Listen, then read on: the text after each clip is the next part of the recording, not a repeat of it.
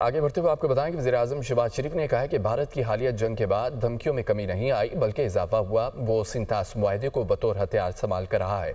भारत की धमकियों को दुनिया भर ने मुस्तरद कर दिया। पानी तकसीम के मुआहदे की खिलाफवर्जी से मुतालिक भारत अपने बयानियों को हवा दे रहा है। भारतीय आबी जारियत के खिलाफ अमली इकदाम उठाना होंगे। अगर आबी वसाइल के लिए इकदाम न किए तो आइंदा नस्लें मुआफ़ नहीं करेंगी।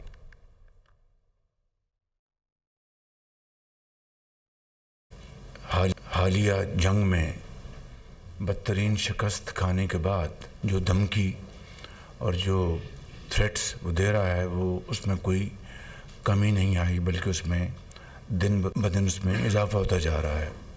जो हिंदुस्तान ने पाकिस्तान के ख़िलाफ़ जो पानी बंद करने का जो धमकियां दे रहा है इसको पूरी दुनिया ने इसको रिजेक्ट किया है। 24 करोड़ आवाम के लिए, चारों सूबों के अपने भाइयों और बहनों के लिए, बुज़ुर्गों के लिए हमें पानी की हमारी जो रिक्वायरमेंट है उसको हमें सिक्योर करना है। हमें मिलकर अपनी अर्गरेज़ी के साथ ऐसे फ़ैसले करने होंगे कि जिससे कि आने वाली नस्लें आप पर, हम सब पर वो फ़ख्र कर सकें।